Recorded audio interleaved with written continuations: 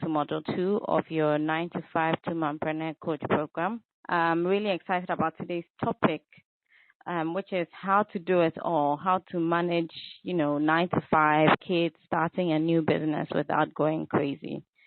And what I really want is to empower you with practical tips on how to get it done, because it is possible. I'm doing it now, and I know many other moms and dads who have done it successfully. And there's no fluff in here. I try to give you very easy to implement practical steps for the mom with big dreams whose plate is already full. So before we get started, if you can quickly type OK in the chat box, if you can hear me clearly. All right, excellent. So you guys can hear me. So let's get started. The first thing I want to address is, this entrepreneurial journey. The aim is not perfection, and especially because we're moms, we're parents, we're busy. This is not about getting super organized and super efficient every single day, because that's probably not going to be the reality, especially in the beginning, whilst we're all still learning and you guys are still learning. But it is about knowing some strategies and implementing them consistently and really just taking action, no matter how small the steps are, as long as it's in the right direction every day. So before we get started, what I want to go over are the two main reasons or the two main causes of stress and overwhelm for moms in the very first place. And the first one is managing all of your to-dos in your list. So what I want to cover is, what's the number one? What's the number one reason why you might be feeling stressed out and overwhelmed about what's already on your plate? And it's likely because a lot of what you need to get done is being managed in your head. And, when it's all in your head, you might think, you've got a strategy for getting it done, but actually you don't. And we've got so many moving parts to the things that we do as moms that if it's all just being covered in your head, there's just this mental checklist, it's going to get very, very full up in there. What you need to do is to free up some mental space and get it down on paper. And another thing that getting it down on paper does for you is that it makes it clearer. And when you've got it down on paper, one great benefit of having a schedule, having my to-do list down on paper versus trying to manage it in my head is that I'm better able to see patterns. I've got a schedule that is actually every 2 weeks. So there are certain important things in my life that over a 2-week space, I try to make sure that I make enough time for. So once you've done that, you can see what's important to you and assess whether those things are getting the right priority in your life. For example, your children, your business, sleep. There are a number of things that are important, a number of things that fit into the puzzle of what we need to get done as moms, as business owners, as sisters, as wives. And so it's just important and necessary to put all of that out. And when it's all in your head, what ends up happening is that you forget, you focus on what's just urgent, and you get what's urgent done and out of the way. And what ends up happening is that we leave behind the important but not urgent stuff until they too become urgent. And then, you're just constantly in a putting out fire mode. So once you're in that mode, if you can just imagine like a fireman trying to put out a fire, it's not a very calm or relaxed environment. And that's really what's going on when we are trying to manage all of our to-dos in our head. So I really want to encourage you guys. Your personality might not be the type where you make lists, but if you want to be successful as an entrepreneur, you just really need to get things out of your head onto paper so that it's more manageable. You can see the trends, it's trackable. I think the second reason why we might be feeling stressed out and overwhelmed is that we're forgetting important but not urgent tasks. I've kind of talked about this a little bit. But to be truly successful, what I've found is that every area of your life needs to be moving forward. Some aspects might be moving forward faster than others, but regardless, everything needs to be moving forward, because what happens is if one area of your life starts to fall behind, it holds everything else back. You might think that you are moving forward until that thing maybe starts to go into a crisis. So you may have experienced this. Let's say you're trying to build your career, but you're neglecting your family, and that kind of leads you to feel guilty, or you are being active in ministry or volunteering, but because you're focused on that, maybe you're not spending as much time with your family or with your spouse, and that's leading to conflict in your marriage. I know that I've seen certain variations of that in my own life. Or maybe you're always helping other people. This is where moms tend to fall prey a lot. We are such givers. We're constantly giving, that maybe you're giving so much that you're neglecting your own health until you break down.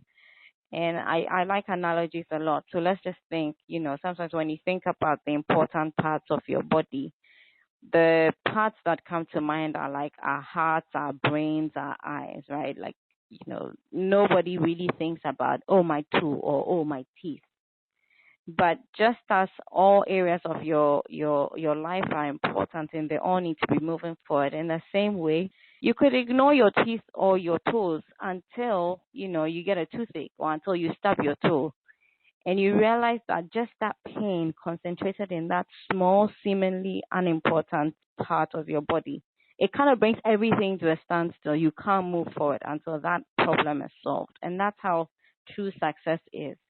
Money without peace is not going to be fulfilling. Money without peace in your marriage is probably going to be meaningless. Trying to raise great kids when your finances are in shambles is likely to be stressful. Maybe even running a business when your health is poor is going to end up being meaningless. So in order to have good success in every area of your life, what I encourage us to do is to focus on moving every important part of our lives forward. Some might be moving forward really fast, some might be just inching along. But what that does when you're focused on doing the best you can in every area and not really neglecting any area is that it takes the guilt away, because you're doing the best you can in every area. And once you've been able to drop that guilt, that weight that has been weighing you down and causing you to feel overwhelmed and stressed out, that kind of goes away as well. So I want this to be very interactive today.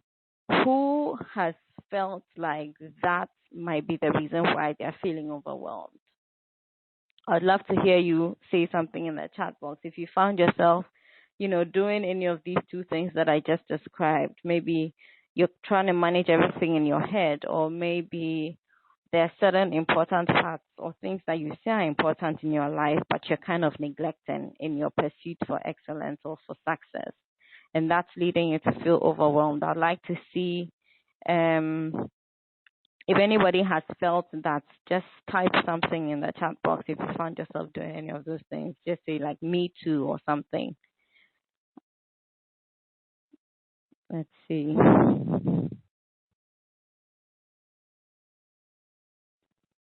Has anybody had an aha moment just hearing what I've shared so far about, managing things in your head? Or maybe you're doing the first one right. Maybe you have a list and you're finding that that's really making a difference in how you manage your.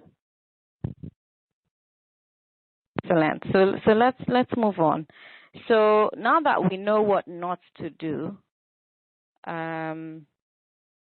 let's go back to our slides.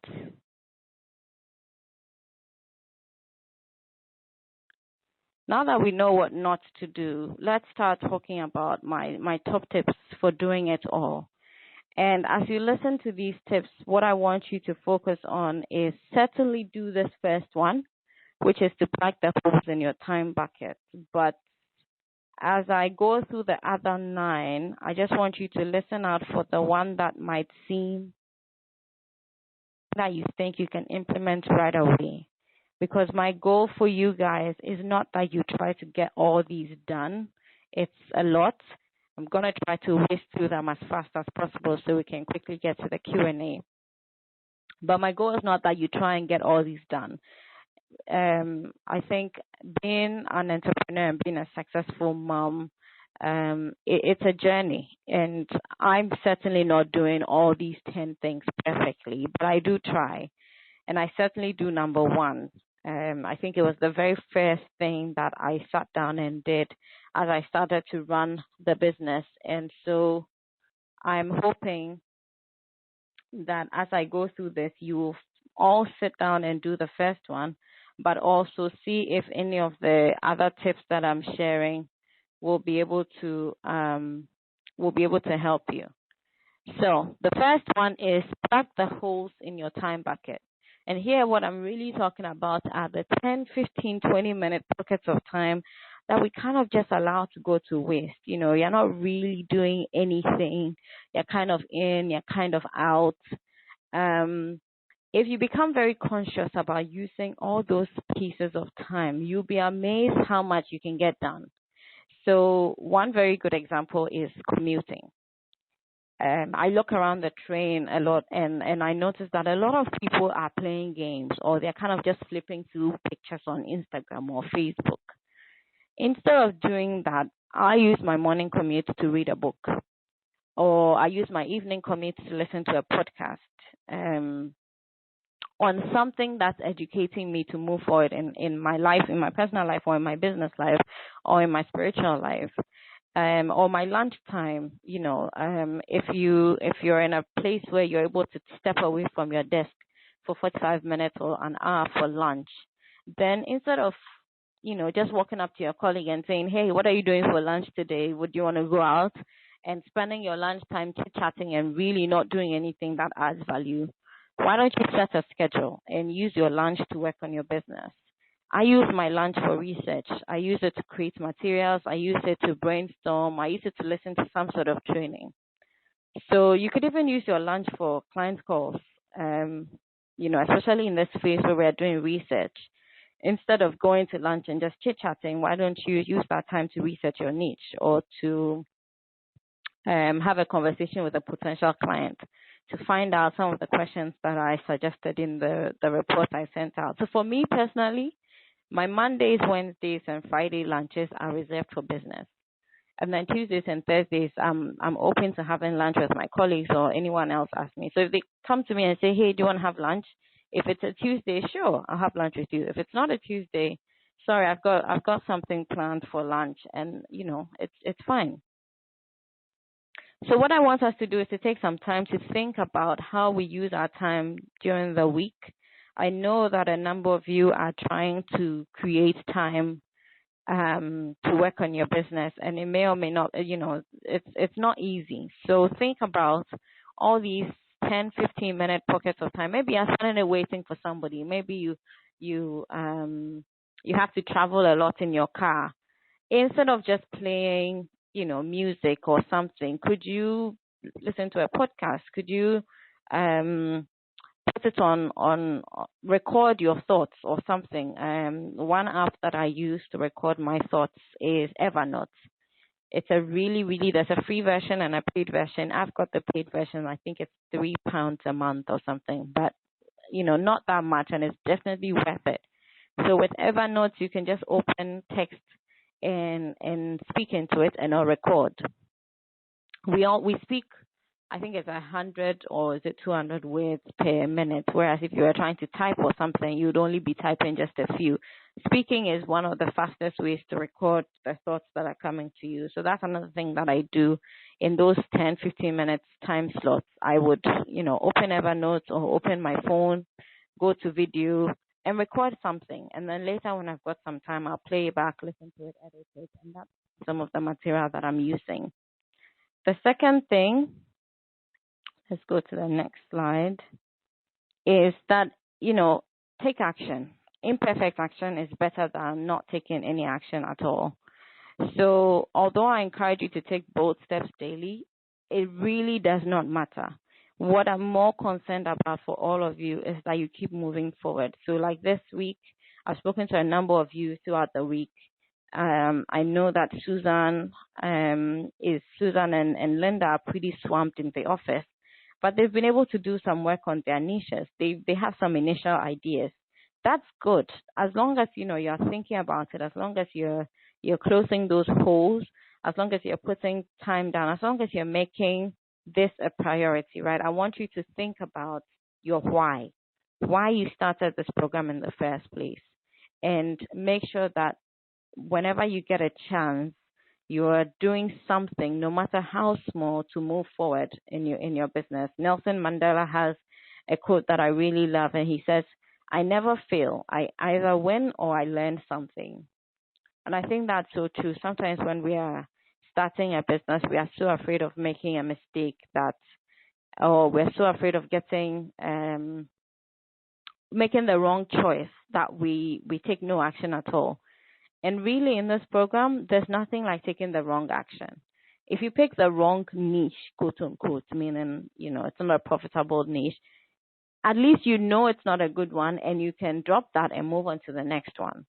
And it's only by picking the niche and speaking to your clients and really validating it that you can move on and start to make revenue.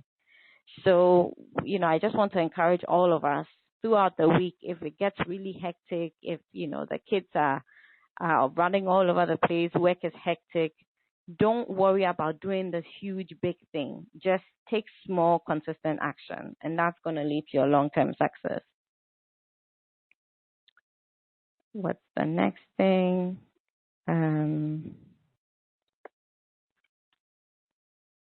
So number 3 is ask for help, and ask for help early.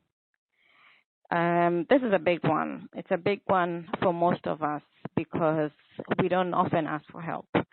And it's a big one because as moms, and, I know we've got some dads on the line, we're going to need help from our spouses.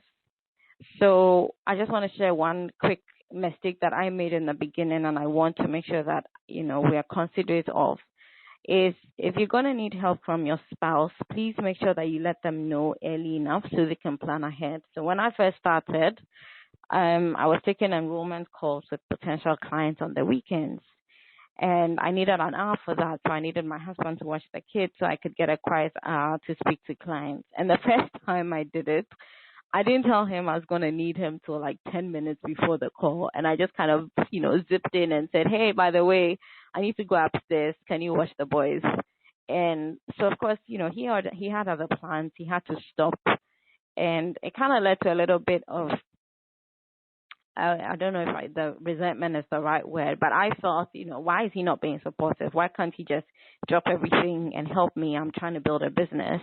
But I think for him as well, I wasn't being respectful of his time, and I wasn't giving him a choice and giving him time to plan ahead. So this is a journey that we're going on with our families, with our spouses. Don't fall into the trap of trying to build this business on your own. Get your husband involved. Try to get him, your spouse, your husband or your wife involved, and make sure that they know what you're planning. Later on, when I show you how to create a schedule, share your schedule with him. It might mean that, you're taking calls in the evenings if he's not available. You have to put your kids to sleep early so you can both be free in the evening. Whatever it is, I'm just trying to say that work together and ask for help. And the other thing too is that, I truly believe that we can have it all, but we cannot do it all by ourselves. And there's a big difference. And when you're trying to do it all, one of the things I've seen moms do, just in my own life and through the lives of clients that I've worked with, is that we discount the emotionally draining tasks, right? And we only think that if the task is some sort of physically draining thing, that's the one that I need help with. And we discount the emotional ones. So I'll give you a good example. Let's say you've had a really good day. It's a weekend. You've done some chores. You looked after the kids. You're feeling fine. You're not feeling like you're stressed out or you need any help. But if you, in that perfect day, if you just get 30 minutes of a child who won't stop crying or a very agitated baby, that's going to, increase your stress levels, and then you will feel both emotionally and physically drained. That's just like 30 minutes of one thing that happens throughout the whole day. But that could drain you, and that could really knock you off for the rest of the day. So if you recognize those patterns and you recognize that let's say you're going to speak to a client, you might need to ask for help just before, so you're in the right frame of mind to speak to that client. All of these things come together to impact how we show up, to impact how we act in the moment. And let me quickly cover the time value, because this is another thing that I've noticed with some of my clients. So shift your thinking and shift your mindset, because now what you're building and the business that you're in as a high-end coach means that you've literally skyrocketed the value of your time. And so it's not that you're now, it's not that you're too good to do certain jobs, menial jobs, but I want you to start thinking of time value and opportunity cost. And if an hour with a client, right, if you were to enroll a client and enroll them in a program that's going to cost $1,500 or $2,000 or $3,000 or $5,000, 1 hour is going to produce $2,000, $3,000, $5,000. Why would you exchange that time for washing dishes that you could hire a cleaner for $20 or $30 to do? So I know that in the beginning, we might be strapped for cash and you might not be able to afford those things. But I really, really, as you go through your day, I want you to think about the things that we do as moms, because it's a mom's job that could be outsourced, things that are tasks that need to be done around the house, but it's not giving anything to your kids. It's just kind of like getting life and moving on. It might be worth it to $20, $50 to get a cleaner to come and clean your bathroom. Anything that takes a lot of time and that really tires you out, so that maybe you can do the cooking at the same time the cleaner is around. So now you've saved 3 hours and you're not as tired as you would have been. And so now you have a little more time and emotional, you're not as emotionally drained at the end of the day, so you can do some work in your business. So again, it's just about thinking about where and how you can get help. And, it could be from your spouse, from family or friends. If you can't afford to do it, think of creative ways in which you can ask people for help. An hour here and there really could make a difference, right? Remember, it's not about taking big action. It's small action. So if you can get 15 minutes, 30 minutes, or an hour, that could make a big difference, especially in the beginning. So the next thing is to plan ahead.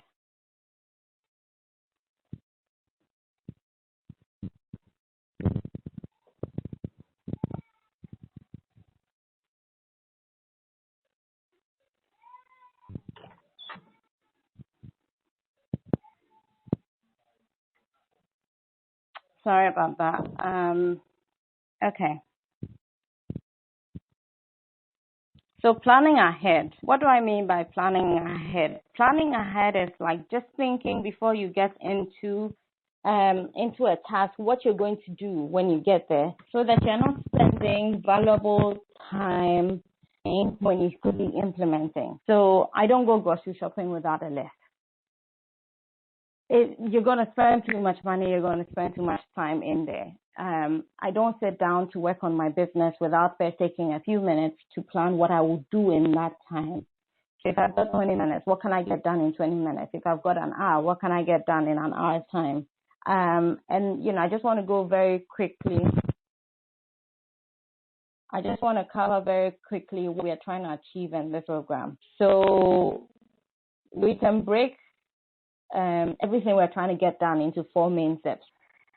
We want to uncover and validate your niche. We want to create your signature program. Then we want to find and enroll clients, and then we're going to create and deliver your program. That's what we're trying to achieve here. So for all of you at this stage, module 2, we're trying to uncover and validate your niche. So when you sit down to work on your business in the beginning, that's what you need to be focused on. We're not going to create a website. We're not going to get business cards. None of that fun stuff, right? It's busy work. It's not going to move us forward. When you when you know what to focus on in advance, that's really going to help you to be able to make the most use out of the little time that you have. And I recognize that we don't have a lot of time. So this is one very practical way.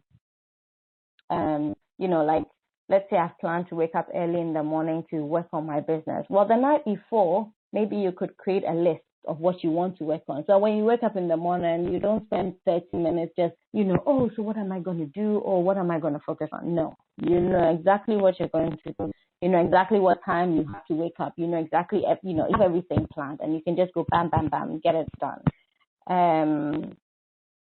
I'll give you another practical example of something that I do. I plan my meals, my family meals in advance, right? So I don't have a lot of time to cook. I grew up in a household where we used to cook in bulk and freeze. So I don't really cook every day after work because it's just not possible. So I cook in bulk and I freeze it. And then, we kind of add like rice or potatoes or something to go with the sauce or the soup that I've made. But I know exactly what I'm going to cook every time, and that influences what I do when I'm doing my grocery shopping. When I start to cook, I know what I'm cooking first, my soups first, and then my stews. I know, steaming, veg, everything's planned in my, either in my head or written down before I start, so that I'm not spending time thinking, what am I going to do, and running around and wasting time, right? We want to plug those little holes. We want to make use of our time as efficiently as possible. So let's go on to the next one, is to set a dedicated time for your task and to stick to it. What do I mean by that?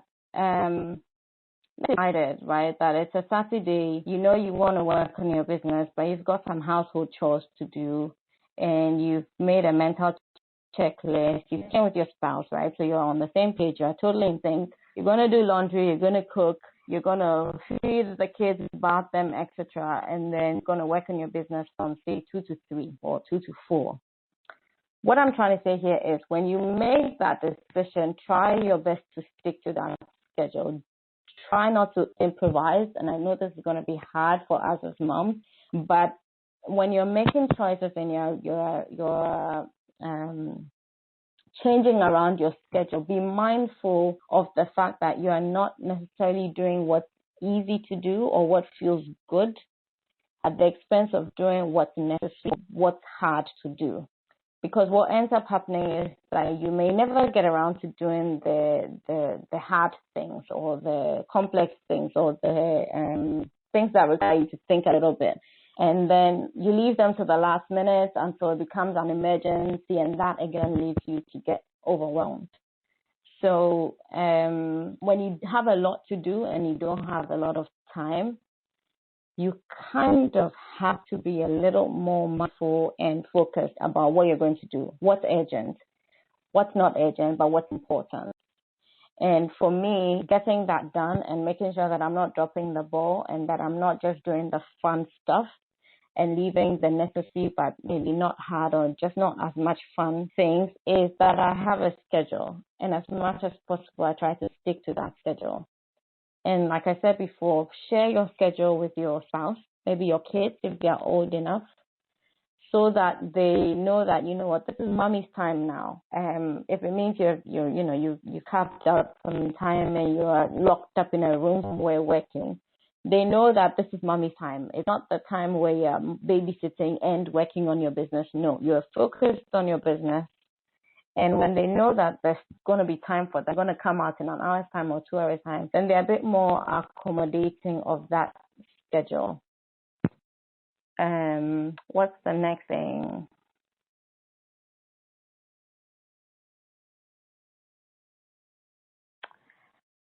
Count the cost and be okay and ready to pay it. So I probably covered this with some of you when we were first getting enrolled in this program. There is a cost to pay. There's a price to pay for building your entrepreneurial dreams. It would be what's the word I want to use here? It would be wrong for me to make you think that this is not going to cost you something. It's the journey is you have to give up things to get what you want, right? And so maybe you're gonna give up money that you could have spent on clothes to spend on training and development or building on your business. Maybe you're gonna give up some low value activities like just kind of hanging out with your friends, if that even happens in our busy lives, to focus on high value, high impact activities. Whatever the case is, there's going to be a price to success. It will feel uncomfortable when you're paying that price. It will feel uncomfortable when you have to separate yourself from your family and your kids and your television. I do not watch television. When I've given up on all the soaps, and I gave up on that a long time ago. But that's okay. Because in a few months down the line, I'm slowly getting to the place where I'm going to be able to walk away from my day job, and then I'll have more time, right? So there's an opportunity cost to everything that we do and the choices that we make. And we just need to be prepared mentally to take responsibility for the impact that that's going to have on our lives. The truth is that we all have 24 hours a day.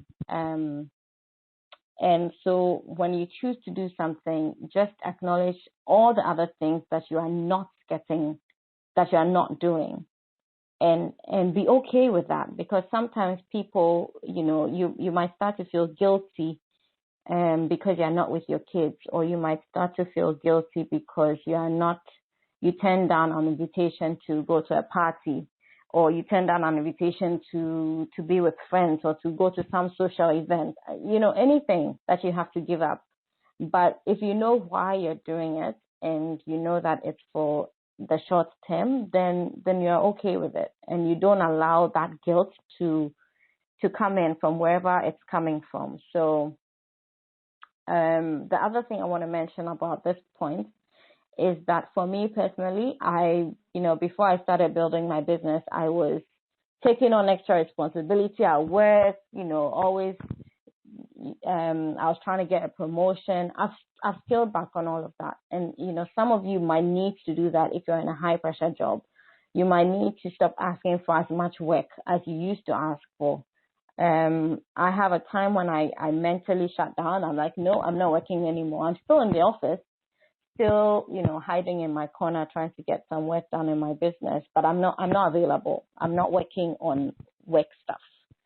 And that's okay. I know that I'm not going to get a promotion because I'm no longer doing that, and I'm no longer working the crazy hours that my colleagues are working. But it's a price I'm willing to pay. And I've shared my results in the last 6 or 7 weeks, and how much I've been able to make by God's grace in my business. And for me, the difference between this and being in a high pressure, because I work in a high pressure environment where we work really long hours, but I think the difference is that there was no end in sight except retirement. And when I knew that I was going to get more time with my family. Whereas in this case, if you build the program the way that I'm showing you, I can see end in sight. I can see that, June, July, maybe August, whenever, I'm going to be able to make enough to replace my full-time salary. So the next step here is the power of the habit. So why is this a really, really powerful strategy for helping get it all done? It's because a lot of what we do in life, we're doing with willpower. And moms, as parents, we probably know this is true. When we are able to put our kids in a routine, it takes the hard work out of everything. They're brushing their teeth in the morning, so they're no longer resistant. That's fine. They're used to getting ready for school, so they're no longer resistant. They fall into a routine. That's fine. They know when to go to bed. It takes so much effort out of getting those things done. But if that principle is applicable here as we're trying to build our businesses, you want to make building your business a habit, or thinking about your business or working on your business and in your business a habit, so that it becomes something that you do naturally, and you're able to overcome the resistance and the need to use. there's so many things that we need to get done as parents, that as many things as possible that you can make a habit and make them just a part of who you are and what you do, the more willpower you can free up to get other things done. And so for me, and I shared before, I've started to create certain habits, like my Mondays, Wednesdays, and Fridays, where I'm working on my business. I've done this now over a couple of weeks, where automatically, if anybody asks me, hey, so what are you doing on Wednesday? My mind immediately goes back to, oh, okay, I'm available, right? It's not like I commit to something and then I realize that, oh, shoot, I'm working on my business. No, I no longer do any of that. So the part of the habits, just things to, as you're building your business, creating some consistency over time of when you work on the business, and start consciously trying to build those good habits. The next one is making quality time for the people who matter most. You know, a lot of what I'm sharing now, it's not rocket science. I know all of this, but it's not about knowing it. It's about doing it and doing it consistently. And I don't believe that as we're trying to build our businesses that we need to sacrifice everything on the way to success, right? I talked about how money without peace in your marriage will be meaningless, or money without health is going to be meaningless.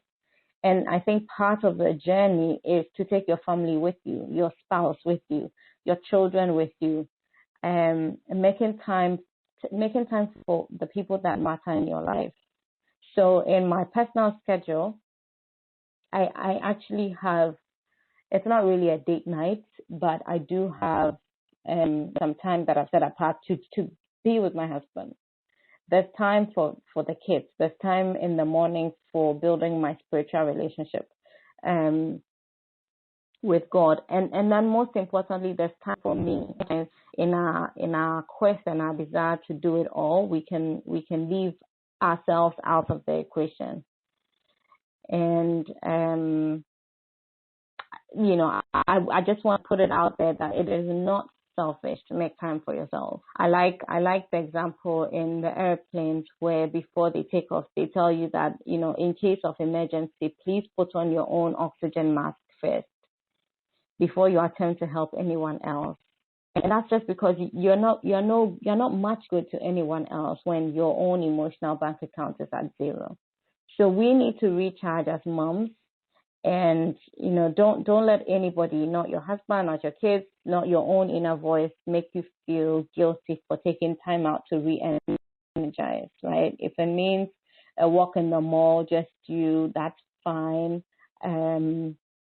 Book yourself I booked myself a 20-pound Groupon photo shoot, which was fabulous. It was just a couple of hours, just me in the studio getting up and taking pictures. It was great. It was time for me, and you know, I came back home energized, and I also got my professional photos done. So, you know, kill two birds with the same stone. But the point is, think ahead about what's important to you. Is it you know, whatever it is, and make sure that in your schedule, either over a week's period or over a 2-week period, or at least over a month, you've made time to touch on all those important things that matter. Okay. So we've gotten this far. I've said a lot. It's 9:50. We've got 2 more steps to go, and then we've got the live Q&A, but I want to make sure that I haven't left anybody behind. So I just want to check in with all of you. If the steps that I've shared so far have been valuable, or at least a wake-up call, or, you know, a reminder, can you type just a thumbs up in the chat?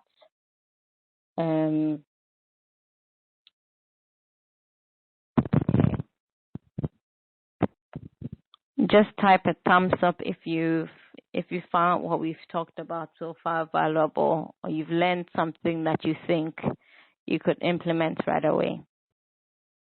Okay, excellent. All right, so let's move on.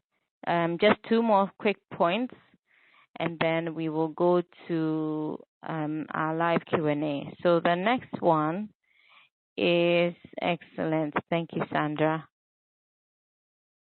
So let's go back to our slides.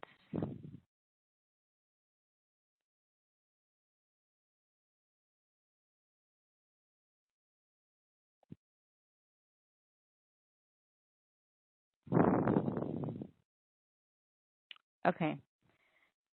So you know how I've talked about using the 10 or 15 minutes here and there purposefully. What I also don't want us to be doing is to constantly switching back and forth between being a mom and being a mompreneur. And let me just explain what I mean by that and how to do it practically. So what I'm saying here, obviously, you've got those 10, 15 minutes. But what I'm saying is, if let's say you're in the middle of what's a practical thing that moms do? Let's say we're cooking or we're cleaning or we're doing chores, and you get 10 or 15 minutes. It may be that within that time and the time frame that you're in, you would not use those 10 minutes to necessarily think about your business. What else could you get done that's been related that you can get done in those 10, 15 minutes, right? I highly recommend that we block out some chunks of time to focus on working on the business. So, because in the beginning, when we're still trying to build those good habits and we're still getting, we're still learning and everything is still very new to you, it's going to take you some time to really get into the zone, the creative zone where you are brainstorming or getting things done and you feel like you're being very productive when you sit down to work on your business. So if you're constantly switching back and forth between doing that and, working, being a mom, right? All the other things that we do as moms or as dads, you're going to fragment, you're just not going to be very effective in either of those. So I've shared already how I spend some of my Mondays, Wednesdays, and Fridays working on my business. Another thing I've started to do, and it may or may not be possible for you, is after work, I don't actually leave the office. I don't leave the building. I, close my desk, sign out at 5 p.m., but I don't leave. I just find an empty conference room because I'm still in the work mood, right? I'm still in the work mind frame. And I get another hour or two of hours of work done, but on my business. And then I go home. I've also started to do maybe on a Friday, see if my husband is able to do the nighttime routine, maybe 1 or 2 days. And then I actually stay in the office till late. So instead of working for an hour or two, I'm actually doing 3 or 4 hours in one day. And then the rest of the week, I can come home early. I can be with the kids. I can do everything. And then if necessary, I log on after work. After they are asleep. So what that does is when you're in the time with your family, you're present. You're fully there as a mom. You're not distracted. You're not trying to multitask between being a mom and being in your business. And when you're making time to be in your business, you've taken care of the kids. You've taken care of what needs to be done. You have somebody in charge looking after them, and you're fully there in your business. So you have the time and the mental freedom to focus. So that's really one of the key things that have been effective for me. Another thing, if let's say you're a stay-at-home mom or it's the weekend, the weekends are fluid, right? Your kids are around the whole day. There's so much to do around the house. Really, if you just stood still for a second, you'd find something else you could do. So what I do on the weekends, I listen to my podcast or I listen to my Audible books whilst I'm doing chores. That's okay. And then when I'm with my kids, I'm with my kids. Nothing in my ears, no phone, that sort of thing. The other thing you could do is maybe see if you can find another mom friend who could watch your kids for a couple of hours while you work and you return the favor the very next day. If you can afford it, half-day nurseries could be an option. There is a great resource in London, if you live in London. There's an amazing co-working space made just for parents, moms really. I think it's called the Calthrop Project. I could email it to all of you or post it in the Facebook group. but it's an they've got a nursery next door. It's a walking nursery. You literally take your kids there. You show up on the day, and you put your kids in there. And right next door, you're separated by a wall. Right next door is an office space with internet and workspace for you to work. So it's really great to know that your kids are next door, and you also get some space and freedom to work. If you're not in London, you could just Google mom-friendly co-working spaces. It's a really big trend. I've seen a number of places pop up, and you might be able to find one near you. All right. So then we know we're almost done. You can do this. Surround yourself with positivity. Surround yourself with positive people. Sometimes in this journey, you're going to be very confident and everything will seem easy. Then there are other times when, you might experience some setbacks, or a client that you thought was going to say yes to you says no. And you start to doubt yourself and whether this is all worth it. And shouldn't you just go back to a job? It's a lot easier. When those dark times come, don't stop. Just keep going. The light will be there at the end of the tunnel. Just keep going. And that's what I'm here for. That's what the Facebook group is there for. You've got a community of people who are going on this journey with you. We're going to be there to support you. So when those fears come up and when things start to get overwhelming and frustrating and you feel the urge to stop, reach out to one of us. Reach out to me. Reach out to some of your colleagues in the Facebook group. Post it. And we're all there to help and encourage you, right? I've got a lovely quote.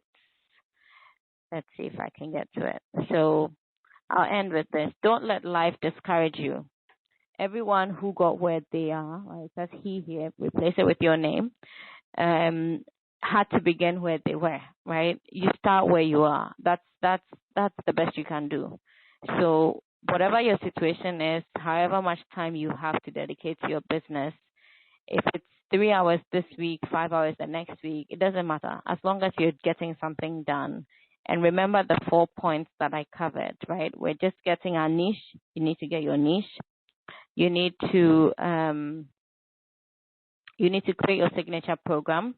Sorry, let me go back. Let me stay here. You need to create your signature program. You need to find and enroll clients, and then you need to deliver it. And I'm gonna be there with you throughout those 4 steps. But for now, we're in the niche phase. All of you on the program are working on your niche at this point. Just focus on that. And when you're ready, I will show you everything else, the technology, the how to get clients, everything else. All of that's going to come. So just don't worry too much about that. So that brings us to the end of, today's module.